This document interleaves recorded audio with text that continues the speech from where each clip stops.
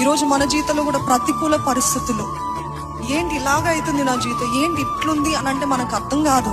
But in God's perfect plan everything will work out for good. Amen. సమస్తము సమకూడి మన మేలు కొరకు దేవుడు జరిగిస్తాడు. నమ్మిన వారు ఉంటే బిగ్గరగా హల్లెలూయా చెప్తారా అండి? మహోపకారాలు బట్టి దేవుని స్తుతించడం కాదు, చిన్న వాటిని బట్టి కూడా దేవుని స్తుతించాలి. ప్రతికూల పరిస్థితులు బట్టి కూడా దేవుని స్తుతించాలి. అన్యాయం జరుగుతున్నప్పుడు స్తుతించాలి. పౌలు శీలలు దెబ్బలతో, వేదంతో, గాయాలతో ఉంటూ దేవుని స్తుతించారు. ఈరోజు నాకు గాయాలు ఉన్నాయన్న వారు ఉన్నారా? Not physical, mental, emotional.